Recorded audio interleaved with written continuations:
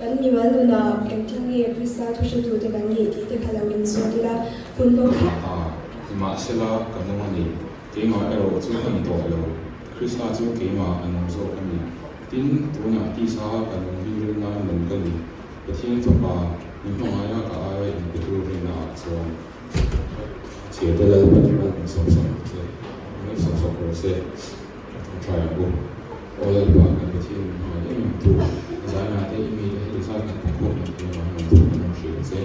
ni ta lo ka te hi tra chi ni ni bola even you project or not deal with it zaina de branchen mang le to ro chi ko na to shi se wa zaina to so to te le chan ko ni de a chan ko sala na men so na chan pu se kan ti de le kan so de ro pu men se se su so so so pa so sa mi kan di le se tu zo kan sa din kan mo se yang ni ko su ni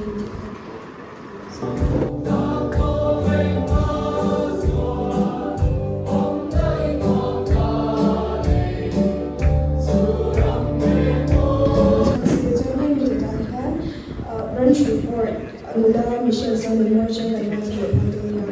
nula na rubi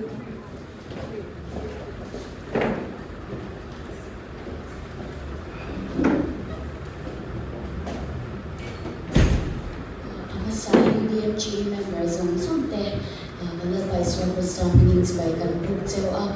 Matian din fellowship na inahunjitote min website sa kaya kan siya in ZNP NDMG branch na area kan kote hi orderly result chala in content share sa dona kan survive kung wam tagle reload ka kan siya kan base ni na sa DMG report na mai tha ko dun ka March ni son pati kanin DMG committee member chen khatle branch tin na member ren sa game den haran shala lama kan mission partner nila achuite to na hunan han mga he hunay hanin o hulo khatte an mga ni kan siya nakina report kim changzo te bo kan langai thadona mission trip kan ne chin trip kan ne achang hianin kan mission partners te ti sap na hunde tin ke mani member te puna hulo khatte enge hityang mission puna an thil ton te le sente sakte anga iziate kan hanshiat pha china ke mani la ma polo na tam tak kan sang china ni dikha kan soi do atin nula achi te po hi ke mani mi ma jon china kan sha pu chi over don ya tin gar le la ma han he DME website revive 2026 kan ondona March ni sombi tanga achanga March ni sombi pariat hun chu ya ni dona he hunai hanin pathian thungai kha insia na hunte fakzai de letin amamo apiang tan counseling hunte a umona adu apiang tan ya lu ta chin thei ani registration hi ala ho ala in home nga shichang tu karom ani chwani branch kina kan try to the DMG lama kan try to the na po kana zo chang thei ti ka kan so to bokani tin April khalo tura hianin DMG website article in sia ka umdona atopika tan hianin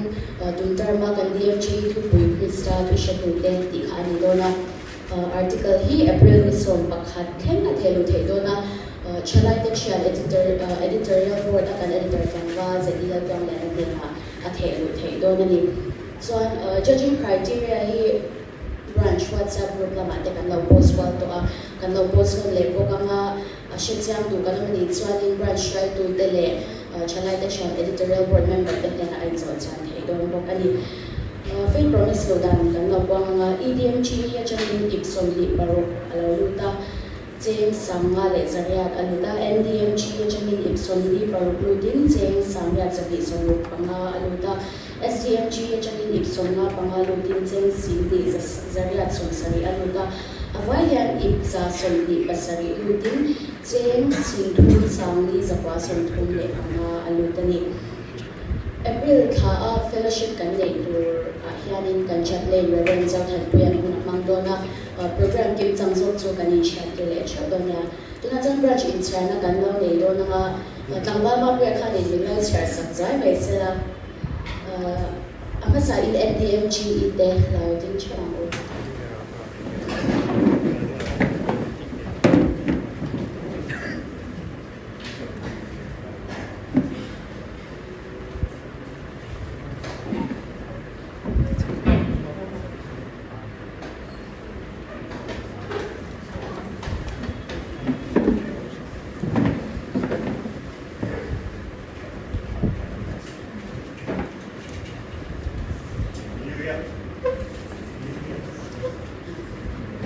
Tuna chang sa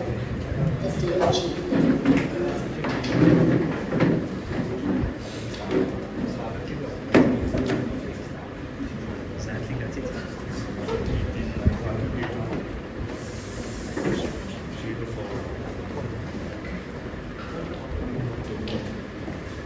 tuna chang EDMG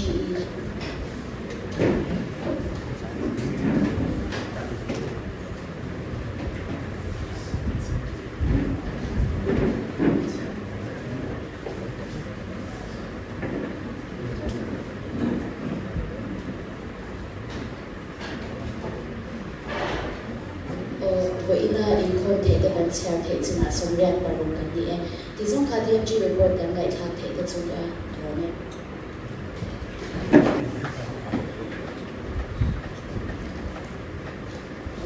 Reina local codes of Zumte, NDMG branch na ina local te, NDMG chuan kan in tibay kan lo book sa wahi keshi tu term chu hianin NDMG ayo in kalo din ko china maro chu Reina chuan in or dali chuna in home mingin karon ding do na ni hey kan share din na swetwar khanin ko in lama te Nordali in home na lama te lo ipal kan sa ke mi zawa ni poi man in home e sa te kan mi ma amero chu rem sa so na wangin Mizoram House Conference Hall ate kan mga Reina hianin kan til ti Reina hian sa hian fakle choi moi tur khan lo in really la kan thu soi ngai thak tu te le kan sa tura te khanin kan rel mu te ta hian okse ti khan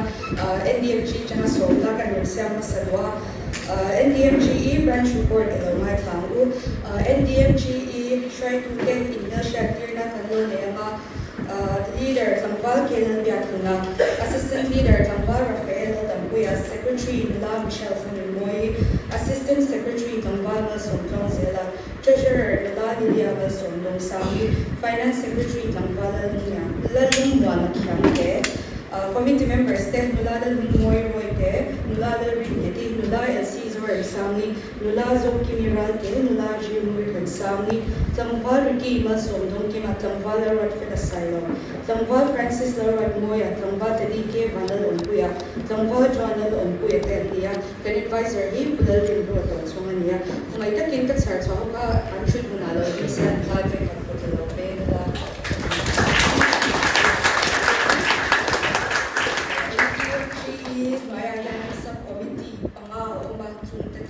Music, praise and worship subcommittee, ushering and reception subcommittee, evangelical subcommittee, media subcommittee, the refreshment subcommittee, the ania, Heng subcommittee, pension shelter, NDME, the NDMG program, piangin in Dungro, the King Cake and Pen Ho China, can program both in Chin San, the Anita, and Swiswat, we all of it. Okay, next slide. NDMG the yan Bible sang in hana kan leya tutor matana kan tukui chu mangai na hun khat le in kalom na tifan kimro Philippine bung ni chang ni achamala kha ani tutor ma yani projection shan NDMG the chuani kan leya ama sabera chuani North Delhi area ko chung result chu kwa mipal le zirlai omte kan lo a Bible chhar le chung China hun te kan han sakchina Hitahianin ko Shenbig Ilhar Omnawin Mizo Sungsung Aram Sama Piang Kanto China Intermatan September Sami Somni Kumakar Masaber Kan Talo Mangtoa Hitahianin NDME to Quimil Bookmark and Booster Kansema Kanto Ten No Takin Minlaw Dong Soma at Loto de Pokan Minema in Lotswana Hun Lok Tak Kanayani October ni nga sahi somni pangakan NDMG te chuan thil thok khom hun kan hma heta hianin kan nei ang le kan phalang ang te la khomi kan ken khoma hun ni mong tak kan hmang khoma he kan project thil thok khoma hianin pathian wanga bi in phal tak tak kan shan te le rong bol pui te branch langa chang ten in ron changa in zara ho tin nahi kan mu dia chuang chuanin pui na NDMG hi chuanin in chunga long thu kan soi tak meu meu ani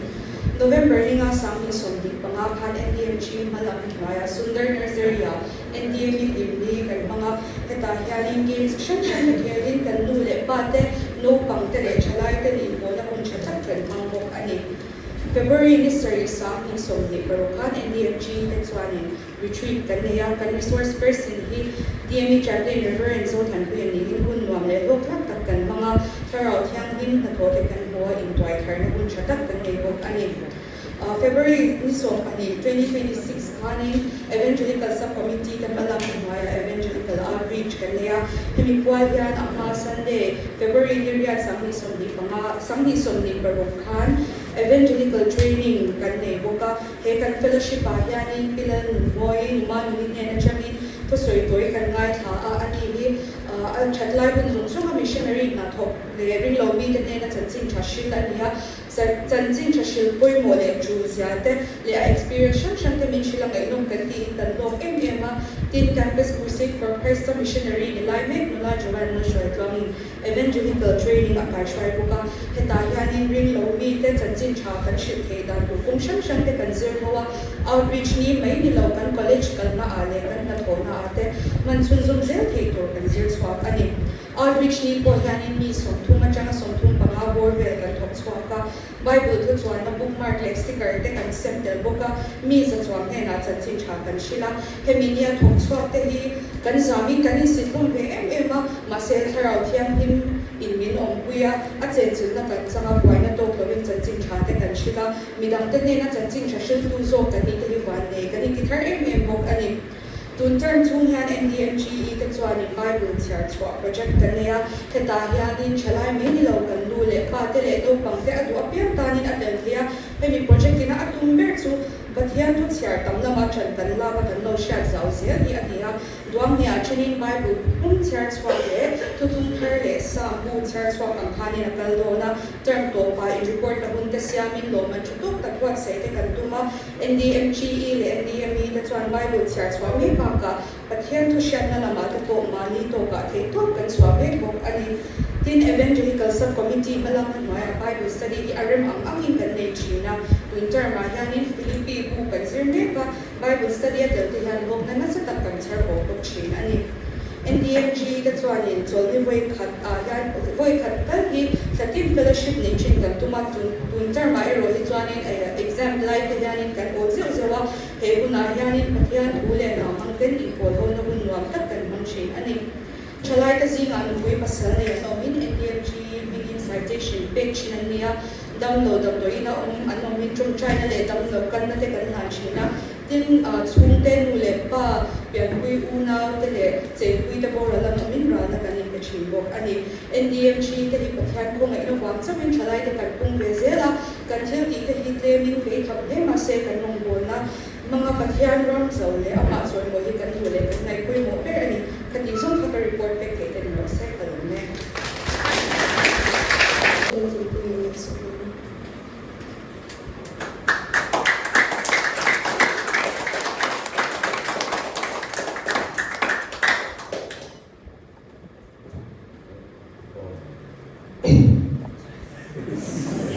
Misalnya, bagian itu di mana saja. Saya nampak, kalau saya masuk deh,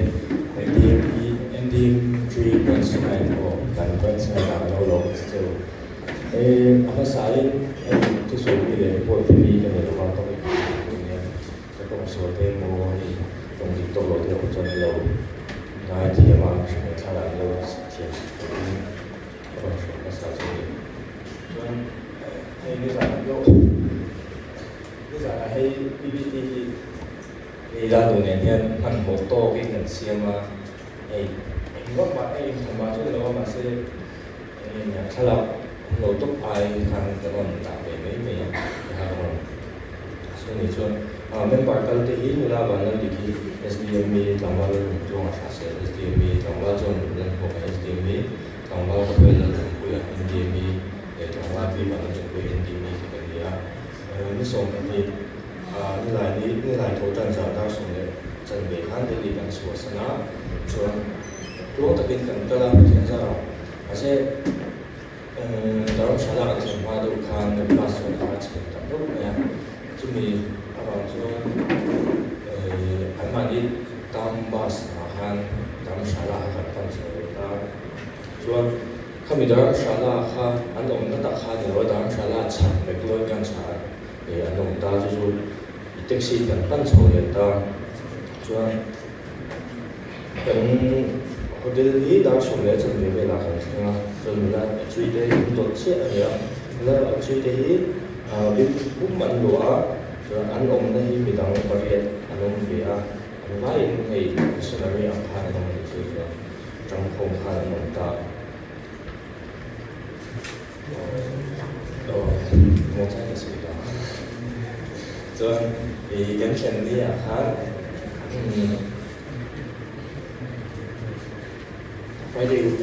Friday worship thì hàng ngày ta cho tận phong ta cho là chui hi cảnh tìm mấy sẽ là thì trong tập hiện Mizo mo hi kan ti mai kasi Mizo ni lawa ma hi Manipur Naga chuan thì sẽ kan Jinli Khan kan kala kilometer kan kala chuan an yu chung ka ne ya kan ta udam le u chuan a phi chu sai chau cha ka tian thu kha ne lo pui ya udam phi chu ne ti đúng hộ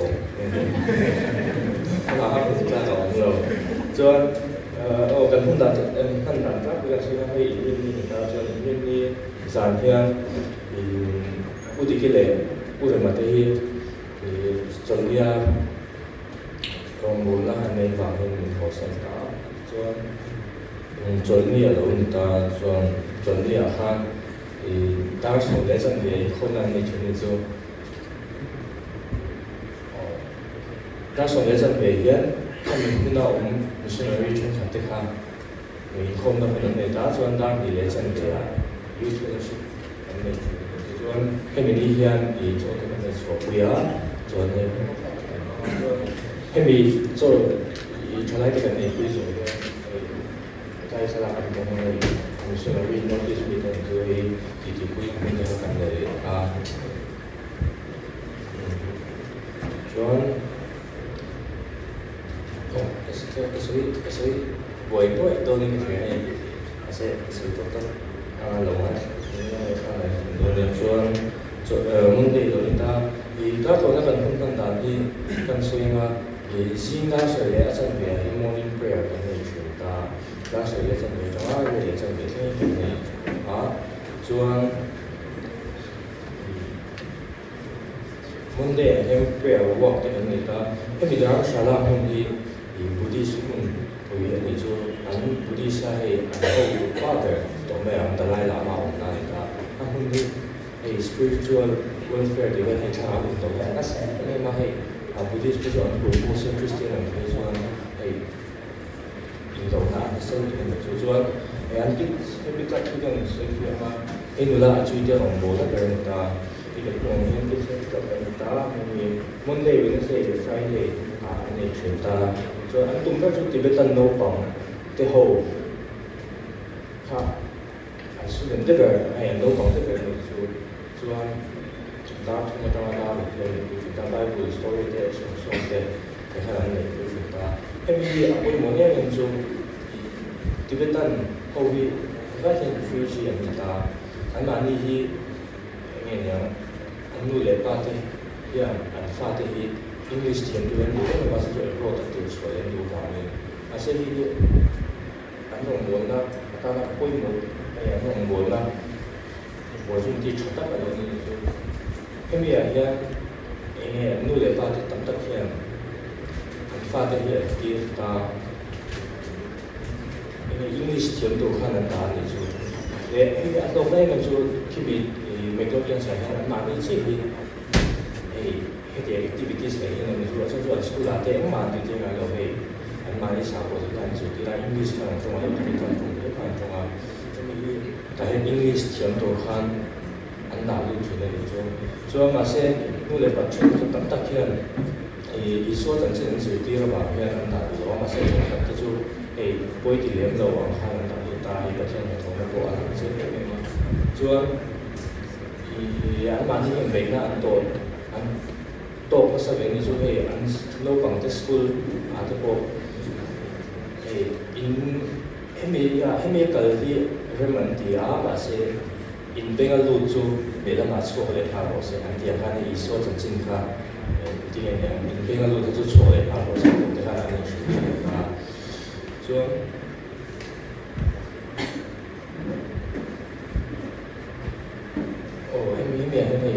係 next come 到第十咯。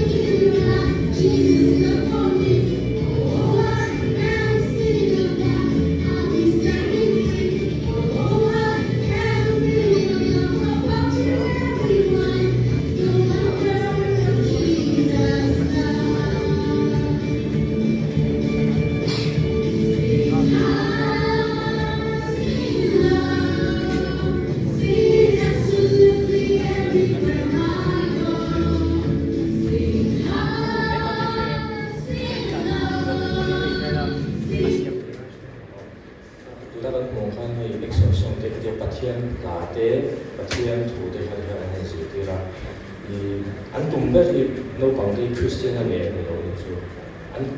按同嗰種老幫嘅程度啊，把天圖制度下嚟做，所以我誒就特別等老幫係特別等咪衝咪啲人打，佢咪佢我那天阿拉錯嘅話是，你那安尼唔使來看，伊所真正嘅學到佢就話安慢啲讀長啦，伊所看最多就按老幫嘅程度大概就係伊所嘅那大概都係伊所係。favorite character dito ano yan kasi ansunte Buddhist ay yung medyo kami ansunte halawa kan kay Christian na karan ko bakit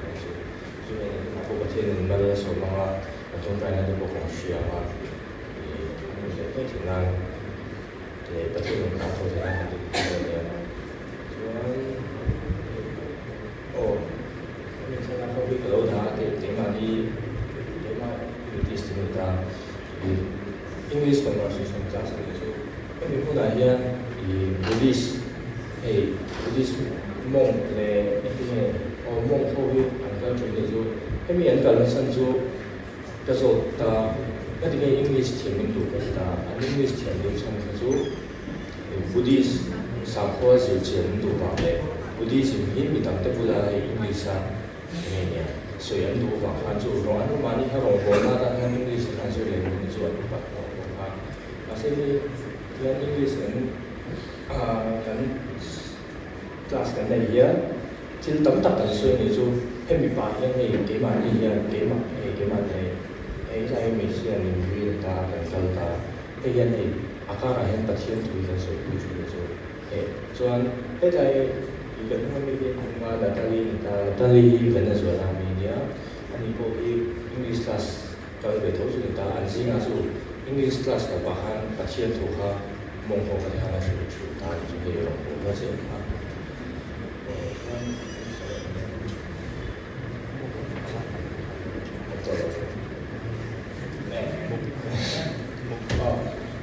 Ini tu kita ada ini就em mission嘅 trip 等等啲幾萬 B 佢就差好人啲差得咯，你就 testimony 咧咩水度過得嘛先水都可能你度啊，你可能你度啊啲啊，個所以白天你都可以先水啲啊，係啦，所以 report 檢查他即係睇嚟啲全係應該係個實際路轉路車啊，係大家基本上都播出嘅啫嘛，所以你說中國可能係錯，睇到到 campaign กัน所以嘛，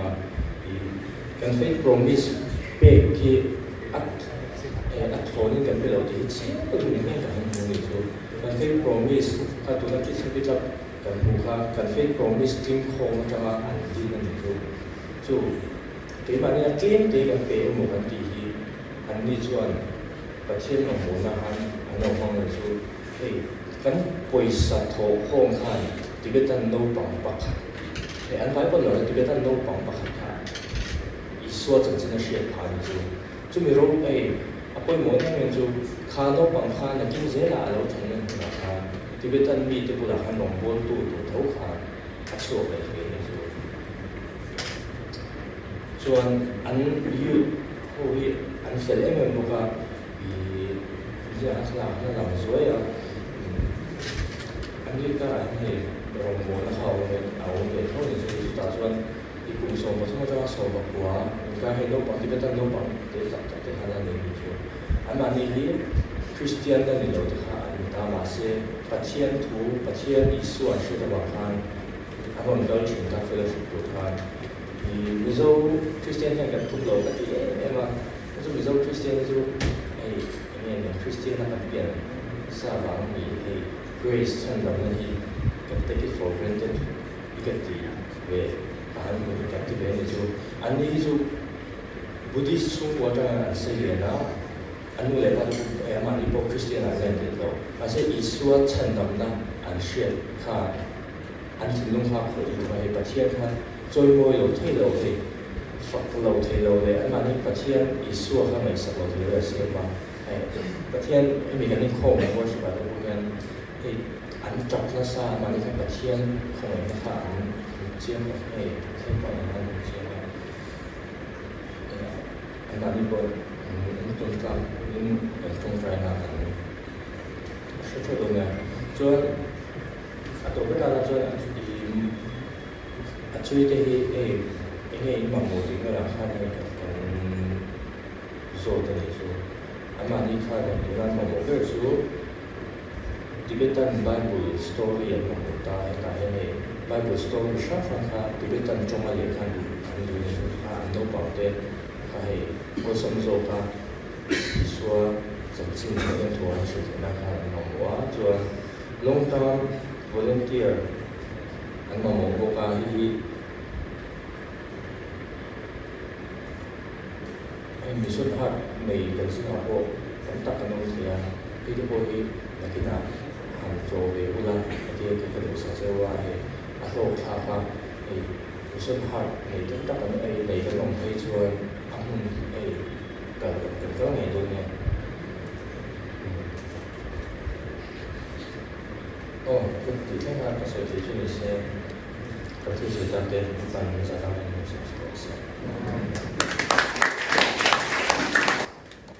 ทุกคนส่วนประเทศฝรั่งเศสเขาจะเป็นกันลงมาดูนะการว่าชุดทีมที่เขาจะชักซื้อส่วนคนที่เขาจะพาเนี่ย Hello. Kan chu deu kan mong tek som tong kan sa vai lo fa phu ni fa shu shu ko ta tin da vi ai ke chi ni zo du bi ka sa pui ni to ro fa tian bo fa so ka so ha zhen zhen ya ta so bu jiu zu kan comfort zone kan pat par mai lo te har lui ve de la to ching ai lo te ching la zo cụt bên ai đầu tiên bên về là zoom ai đầu tiên zoom là rồi distraction zoom zoom bắt đầu xuống đây là tôi đi somewhere là thôi thì cái đầu tiên sang bung bung sang xong rồi tin đó vì là cho nó thì bên lần ba mà làm mà thì chứ thì bị làm ai đầu tiên tóc đây rồi làm đầu tiên cái đầu tiên chỉ là cái mà chúng ta là lần ba phẳng rồi là làm cái tôi rồi chú phẳng rồi Davina chuan one size sin Puithiam kor hati ni chupok sia chuan Puithiam kor hat u chuan ama thinung ka ai chu fek ni la chu chetian ani chu bang chuan tun hai le nge thinung pui nge lo ba ka shimi lo zani cái gì có một tô hay là cái bộ còn cái là bộ mặt sen tôi này cho cái gì nung như tàu chạy ra cho đây có khả năng là tôi đã dùng tôi có chút sốt xe không thiên phòng mua rồi ta giờ phải đầu tiên mua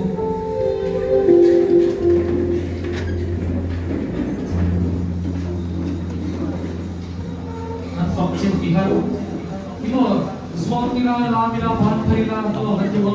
free luôn tu mà ta ít chơi nó bị bùn bị khá sợ bùn nhiều cái mà đi bồi rồi nên hình số asan số cái số điều nó bị tổ hợp thiên là phòng ta rồi ta giờ phải ta phòng sân cái cái này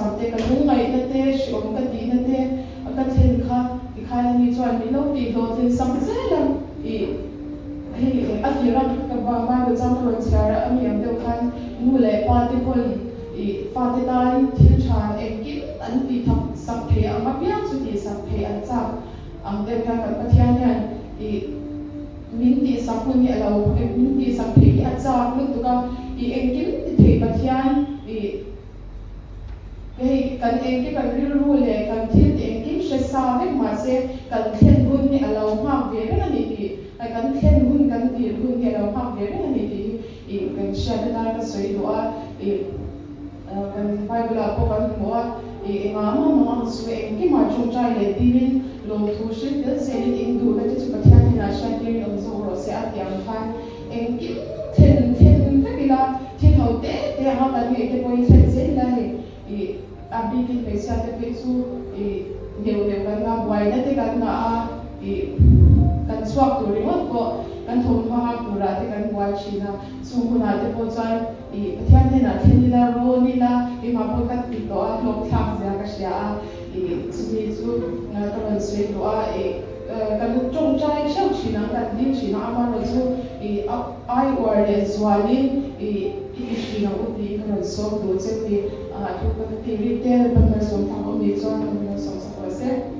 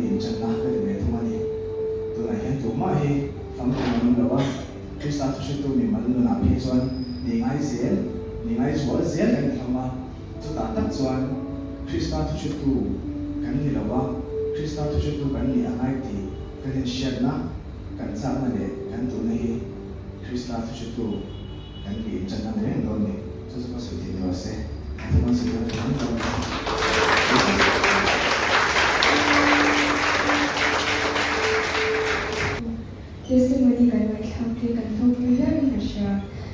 tuna chuanin kan DMGE short film kan lau hir ho do do na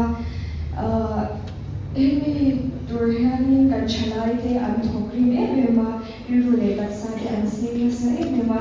creative team of emi pahni ko ba dua tangwa te di le tangwal o pi khalan swak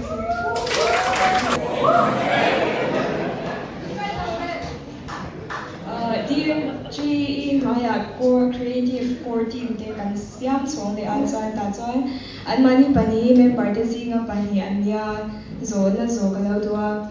OP in po cha na te le e tun ka rin man dan te mi lo shi te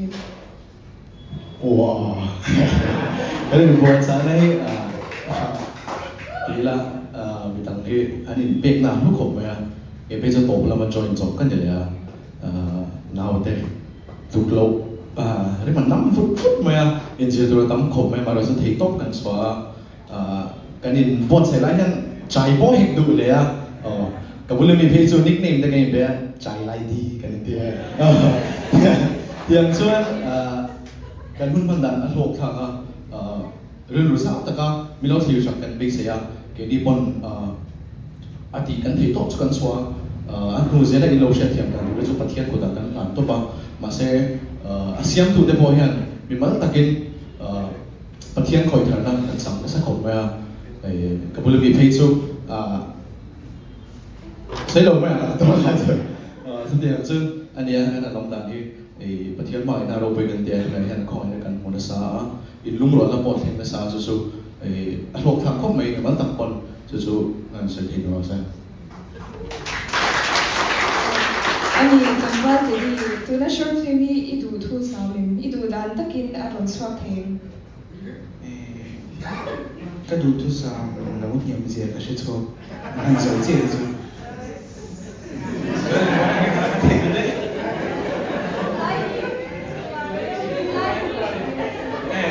ดูทุกสามว่าโอ้จู่ก็ดูทุกสามจู่โม่ก็ดูทุกสามให้เราเหี่ยมเลยถูกไหมอันชอบเจ็ดจู่ฟังอันเสียงเลยให้ฟังเงินที่บอกแค่ไหนฟังเงินที่บอกแค่ให้อันมานี่เสียงมันที่แบบไม่ที่นี่สิค่ะ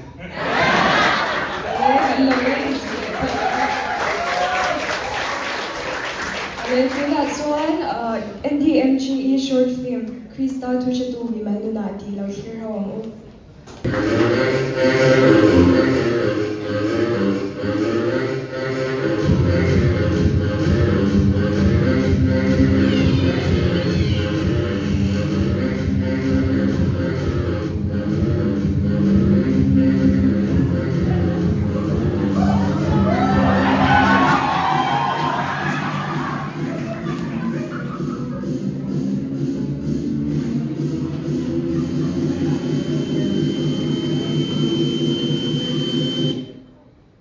Coming to Chanania, hey, Kadeli is in Kongzoni.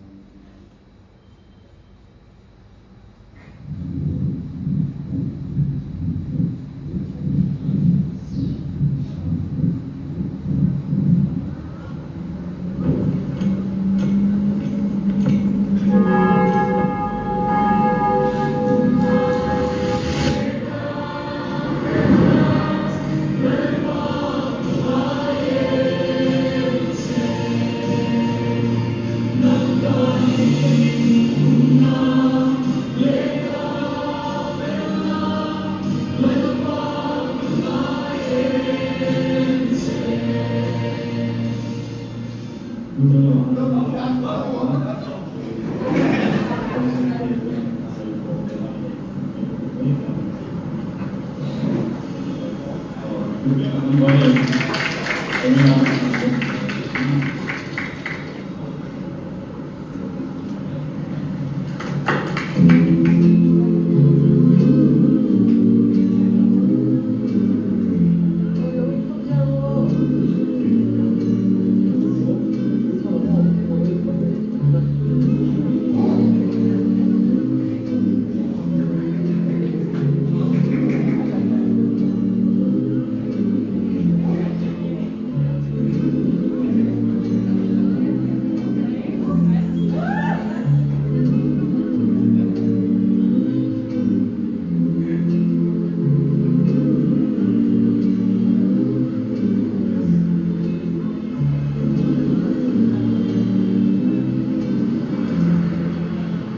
không được đuổi.我公交了。 Em nói tiếng Anh. À, sure, no.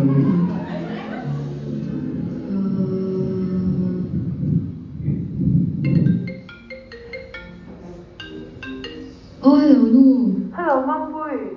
Với làm gì khô mẹ em? Quên khom. Nó mà đi làm thế cho nên khom đúng là tôi lâu là. Nó kia nó gọi là trong cái thế nên nó nghe khá có gì.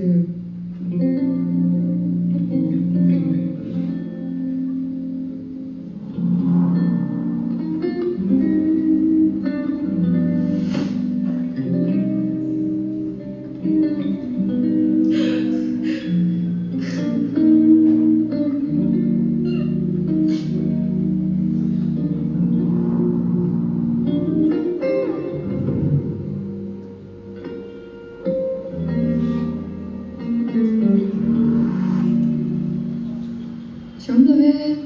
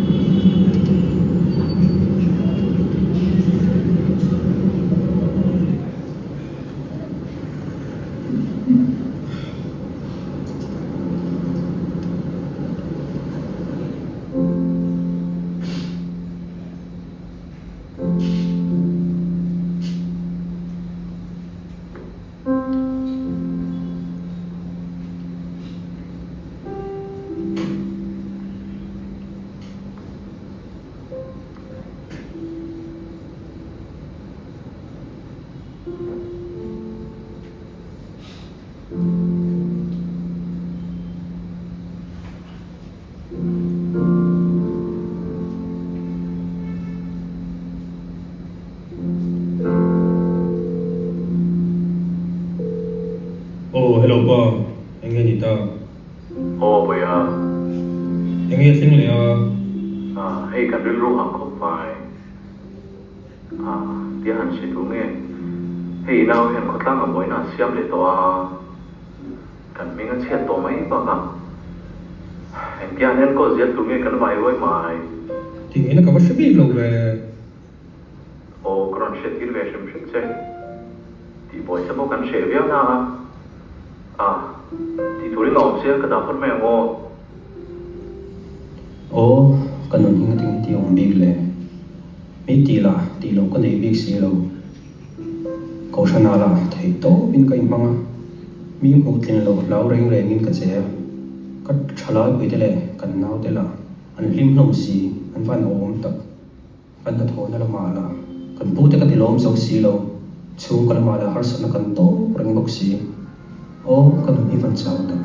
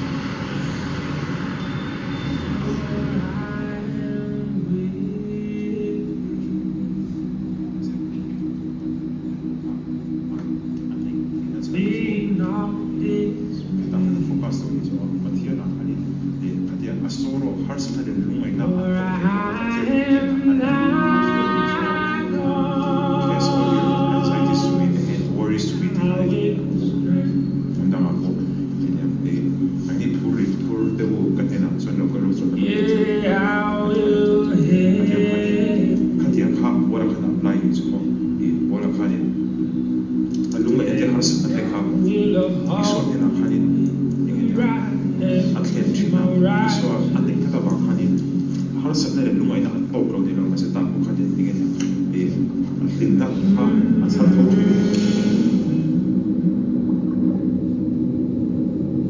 and I will hold you with the right hand.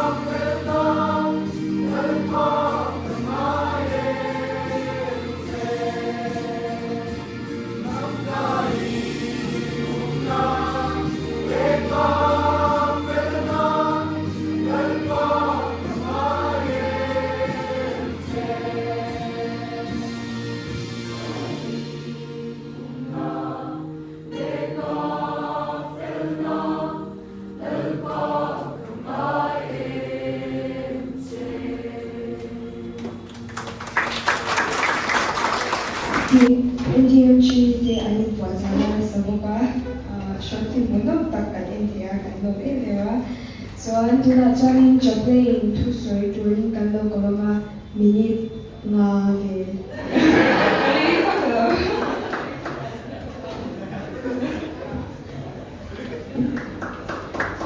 Zamin ahian minute nga minute pea amaro su I karonin soyuta program ahian soi ka du ni ka ti ni soi ka du chan chu tan ka tong trai hian atian ni na ma ngai tu chewa za han manin soi ro pui la nei soi bon na ni lo sa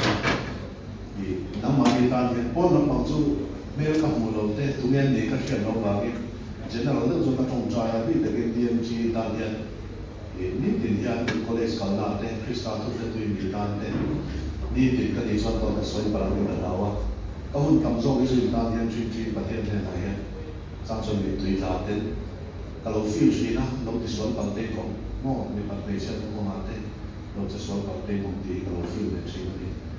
pathian te na hian khoi na grace lo ni sak chawa in future a hian in na thade le thokula ti kala mi mai lo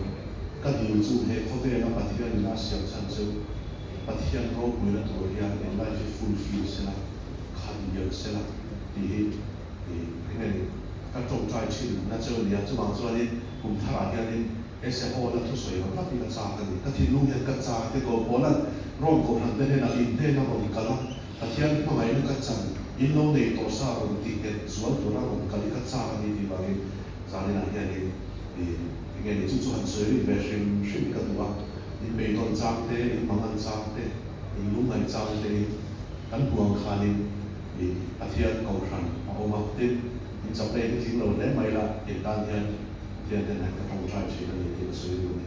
lal pa na om pui jawa pathian ka che chu je lo chu di lai te kha zani na hian han soi lan ka tu ba kan lu hian zani te chu I fa te om ve la an bula te ka chu la ni kan chu kun ka nge ni kan chalai te han lo tu pa la de mo zani na te nge tu ne kha comedian sa thiam de kha thi ta kha ami na o la nu sa an pu a pu ya lai to a ri to chu ri so to ti ka ni ke to yen ka lo pa tian te na yan ka lo di pu zo na chan chu se ta na ta po in tu per lai ni a pa tian ta po he kan tu per lai ni in chu na hi ana sa so la ke ni ang ku ta ta to mo kum som li lu de ji te ta to te chu kan kal tu la hi ti han kan zo to me ni tu ma song voi ni a hian zir na la ma ko ni se future la ko ni se la vulnerable pathian ta kingdom ta pe chu ni van tu e tu ma voi ni a pathian kingdom ma chu ni ni nge ni rong om lo wa ling om lo wa te nge kan ni ya chu ku hi so dan pa ani na so ka ba ma kal kho kan ni na hian ni kwat kho ma chu ma chu ni sa ni na hian chu ro soi lan ta tu minute khat minute ni na kan tak sa action khati za ne na hin lo ka na ti lo wa tu na ka ru lo ya ne pakhat om chu hei hi hey philosopher professor pakhat hian ni philosophy professor pakhat hian azilai te in lo to me the ka mu ni khoi e ma ba ni jana han ta na le ka tu wa me re za ka le pa lo ka le ro udam ne da ma kha ai te ma kha ni lo wor ni se la azilai te bula hian in class no ka tu ni ho ke la chu ta chuan ni tle ma lian de ro ra ti te le tle ma ke de ei lu mo jo lu mo ti te le pai vo ti te me ho ke la chu ta chuan ni ei hian life fi ai ti ra ni lu lian de kha an da a kha te a kha ma se lu lian de wa da kha chuan tle ma noi de ko kha la le chu me ni ma se an noi be kha no wa kha nan da a kha tho me ni ma se thil da kha le ko me lo chu te le chuan ni a so kan pathian hian min rom pia la ni suan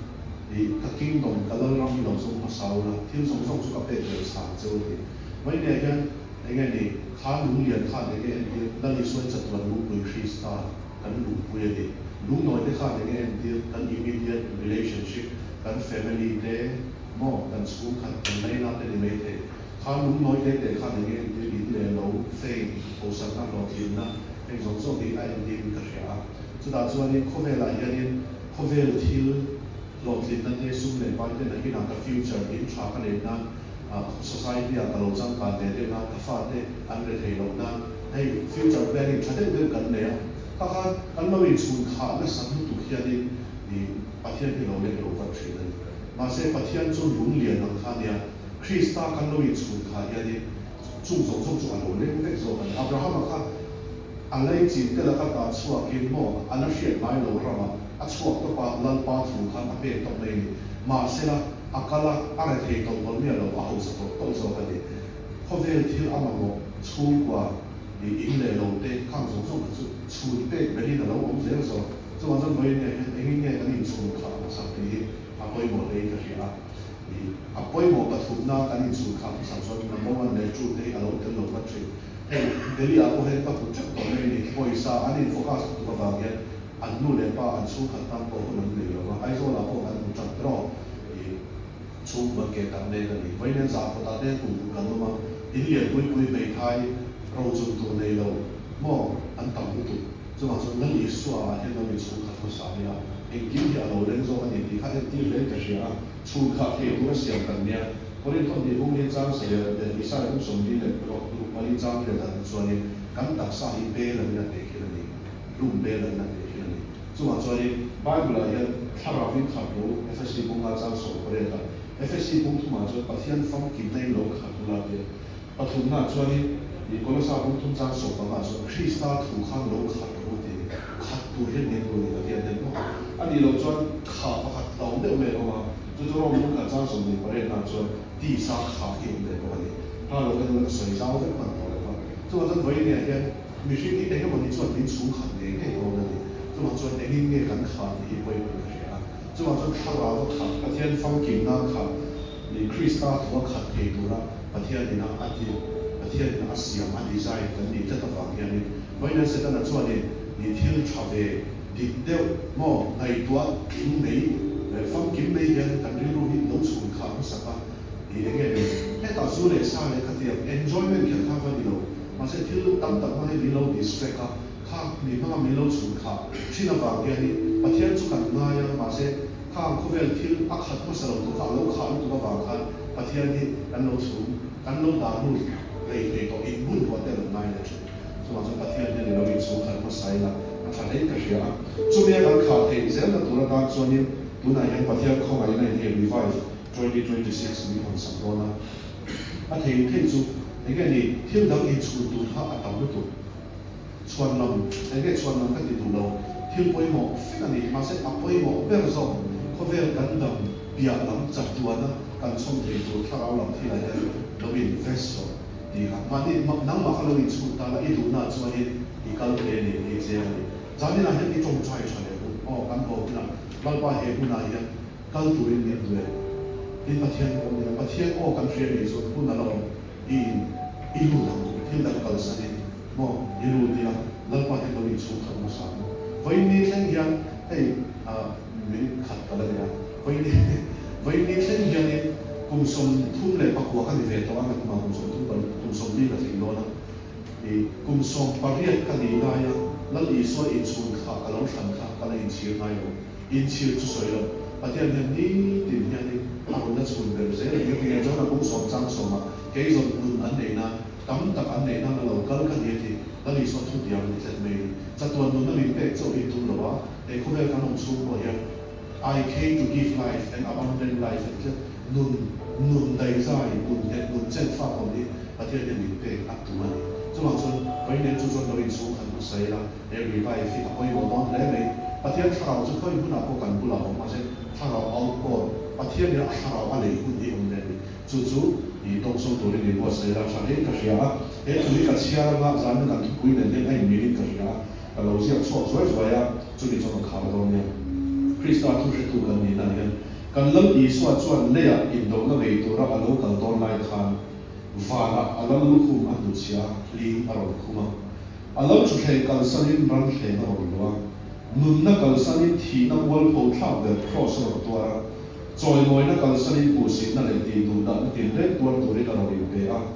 ne tu chu le in oma le lu siam tu chu asiam le lu ma an zala nun na pe tu chu ti thi na oma tho le na ro pui chuan phu ma tui siam tu chuan ka tu ya ha le thi na mun a rom pa na lau ber chuan chia lo na a rom tho ka mi thiang ni ber chuan mi bol lo ber cham a rom chama soi se na ni ki ron lui ka ni cross apa na chu da chuan aral lo ber thi na chu tho le na ma gina ne le na lo rin lung pui a khi chap roi ya than lung a lung bawa than ve ku chu la vi na khura in lar nei a suya thi na than thim thu le na huna chuan tho le na khowa a khwa na thi na khofi a chata lung na kol lo e chota chu da chuan mi shik te be ma chi bai om ber thi na chu chatuan piar na ko min hun sak tu le gan chian cha ata a cham tir ta lawa a zir tir te chuan ne na na do sami lalpa chu tho le ta an ti a chen khat te chuan an lo wa lu ka a tho le tak se ka ni chu mi ne na ko ai lar ni a tho le na thu chu an puanga chaten nai te na nen shi bu ni tho le na thil ti the na chuan kho vel tan thil mak a rom ti suya eng lai ma thil in men in mil the ngai le lo ran thleng le thing an chilong chu lo in zon so ta mun ten om in zon hi ala ria thiam thei viawa a mai lo chu thing an chilong le fa na lo lu khu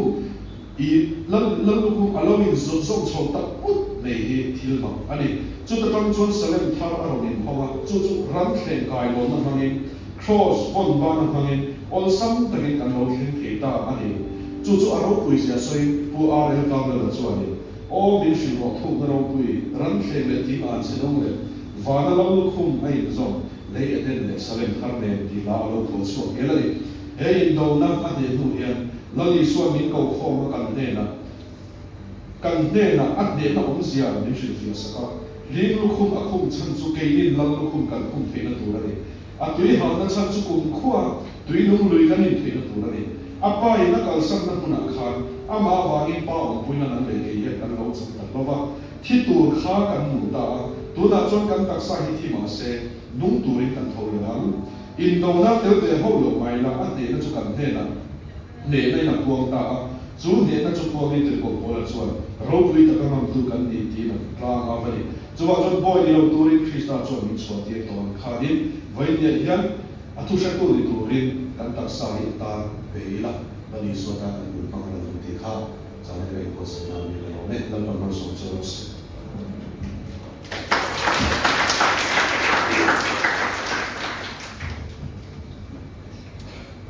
tuna chuan worship team te buta kun kan lo han ni to nga chuan zan ina fellowship tho lo za thi zeng sang thum sa thum som thum pa kan worship team ke lo chuan che for te kim kha min ti boilo le lo se isina pathian an fa ko kan lo tu ni ro so movie ka mu lo mi te oh hey music siang ni lo ha chuan kami movie siang tu kha music an dia music siang tu so siang dia ro chuan hey di pathian ka kan sina jo pathian u ka te lo le tu di ke ne ro kam ka boil tu ni ko ma so ro se lo ma se bang khi sẽ làm cho là không biết đâu hồ sơ thu là đâu rồi và rồi chú các suy nghĩ chú các năng số khác là môi đi hồ thì nghe biết rồi khác là sẽ ít thêm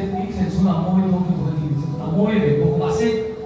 có vẻ là 500 meters bây giờ em ăn tổ 500 meters mà biết thế uphill hay là số chẳng sẽ chú lùn cá về là thằng mò mà sẽ thằng tụi nào có hiện thằng thì về chẳng sẽ đón giao chuan mà sẽ 이게 바로 복잡한 상대 복합이 하던 내가 기록을 주는 거 마세 제나면 파티안이 뒤로가 뒤쪽과 뒤상상 우리 그 뒤쪽이 기마 보고 있는 거 아산주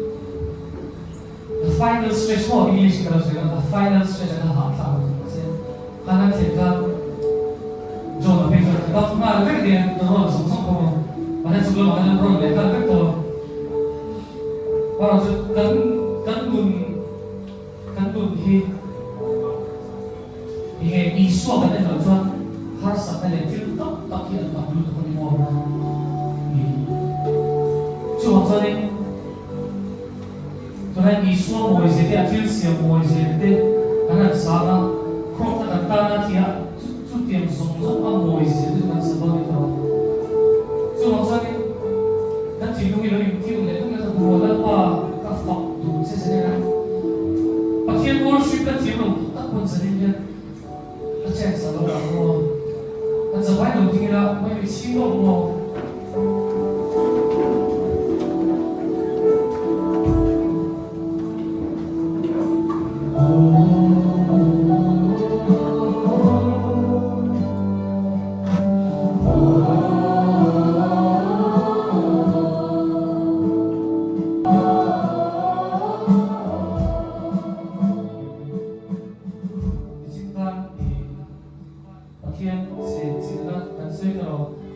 worship chúng ta cần xem rồi và khi anh đi từ đây phần kan ang ay rin boxen kasi apura kan chutkan imanizo kan tanggal di situ semacam hilang panci jadi kalau orang kafe lebih banyak kan kan sini tu makmo cucu kan dam tuan di semua kan dam tuan di semua ini improve deh kalau ini harus ada ini benar-benar hal itu apa sih kalau sih masih tu kan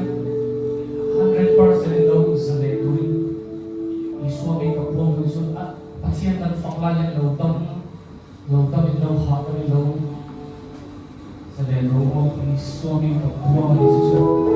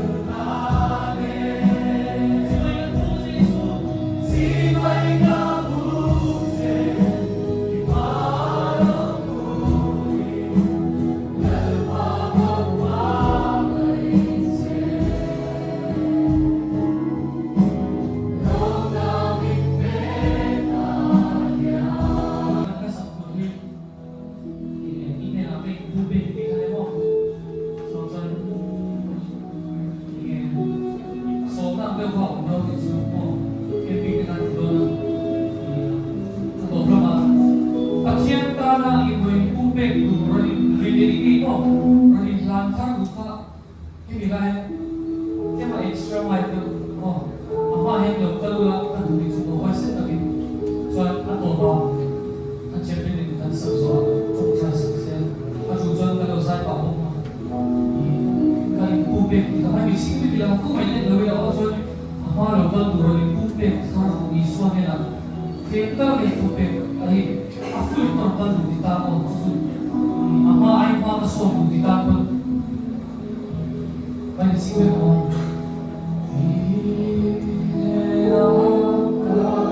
Estamos jogando no problema.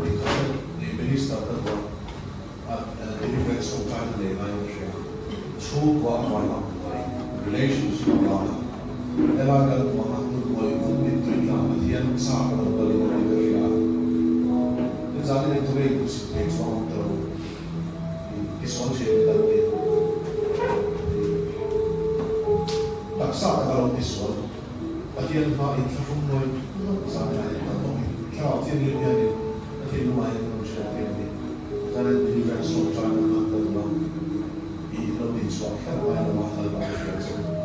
ตัวส่วนนี้เทียบกันเราทำให้เราจะโอ้ยเราตัวคริสต์สวดจะเราทำให้เราจะเนี่ยจงใจสักคนสักคนจะเนี่ยdepression เนี่ย anxiety เนี่ยนักตัวเราเนี่ยในตัวนั้นมันในเราจะพูดในเราเนี่ยเองก็มันที่ป่วยแค่ได้ยินเสียงนั่นเองจะไม่การสื่อสารรอบในมาให้ porn addiction ฟิล์มสารเป็นชีบางสังเลยที่เราตั้งสังตัวสิ่งที่เราไม่ได้ส่วนส่วนที่เราเทียบเป็นอย่างนี้คิดว่าสิ่งสุดสิ่งนั้นจะไม่ให้คนใจสังเสริมแบบนั้นนักบาลีค่ะพ่อที่ที่มันก็เทียบกับเราในตัวนั้นที่เราสงใจกับตัวนั้นนะกำลังจะ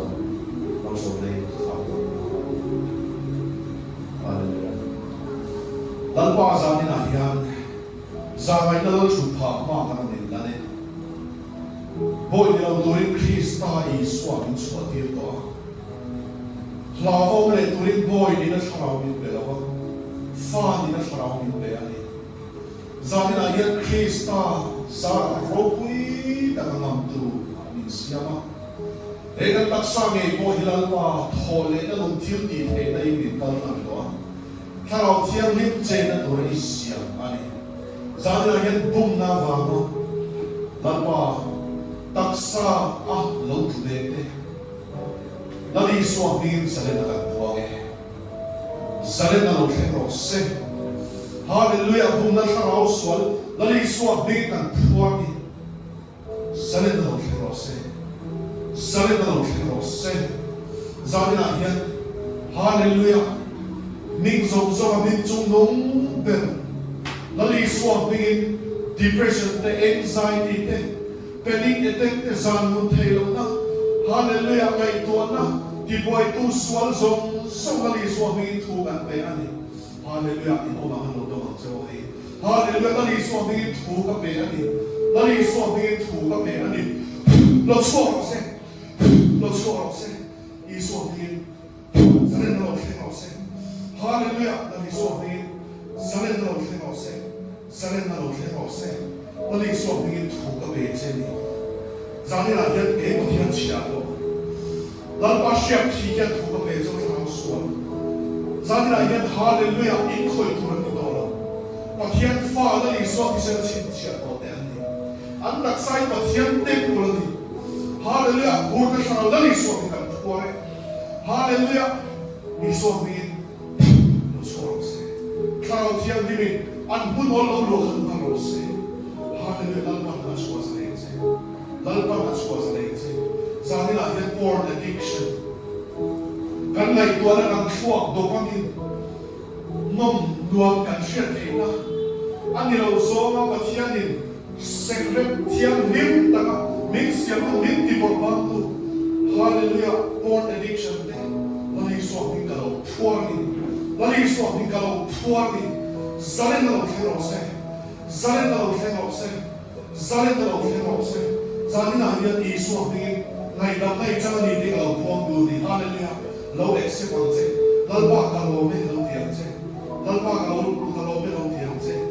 zako ba bong khata khanin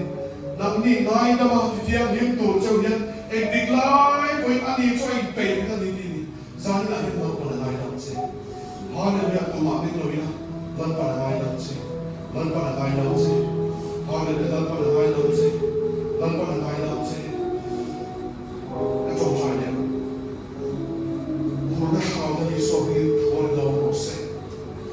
depression, anxiety, that we speak against all this. Lalpa, tunay na authority kang lo kamani. Tunay na song kan dia na peki auto dito kan. Kalau pulang hindi na vai na bintira itu authority itu vai na kan kuna ini na kunay na. Lalpa cumi bingchuan, cumi tujuan, zani na ya depression, anxiety, panic attack, bunga sa maliswa bingin kan puangi. Hallelujah. Sarin na lo kinose. Sarin na lo kinose. Dam doi na khen pa lo pathian thua ka chwa sarin na lo kinose. Hallelujah. Lalpa zani na ya. Ini pe sarin na binte ka mai lo thu kan kinose. Ikin lu ni lo chong chai na. Ka chong chai lalpa nin chwa sarin na mai lo thu lalpa min ngai na pa wangin loi thu ka gin si lalpa shrau thiam din kalau ex si e ta sai lo ro ta si kan worship of kan tro kan ya so sa le na in sa ali so ke ka ko ro how we let tu ma ka fa tu ma thiam lo sa ni lo se ke pon thiam lo sa ni lo sa kalau di so le ko sa ni ya so sa le na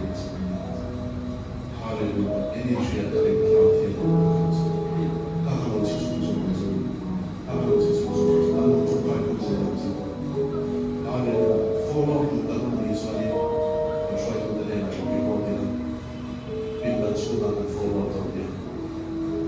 lalu saya lagi NDMG naik kalau itu dijasa atau kalau dia ini sudah baik untuk Hallelujah. Vision programs yang dia namanya enjoy mana. Lama ina forum di hati, ina tips. Kini tu teri kami research. Lama jauh sih, fellow sih tadi mana. Lama nama ini karena sampai lama kalau visualin kan jalan lo sesuatu sih mana kan jalan lo. Tuan jalan ni kira aku cakap ni kosa. Aku sahaja bukan manusia. Hindi sakta nang malo fu to sa ro ni na be ko ko ko shi ka ji ni ka di chwa ni so yu kan ji na ye na de so yu ka kan o ta chwa na ka ti ni ni so yu nang ma ile ka ni ka ko tu na yo se o la ko ko ni se ta so ni yo ka ma nang ma ni na le ndu ni tu ni ka ni ye e ye ko ni ko ni na ma ti an so ni tu ni ti Pagkatiyan, maganda, ako maganda. Kapag Yesus Kristo ako, walang hindi. Pagkatiyan din kaya overshadow, change na doon, that's it's a bagay sumatong na sa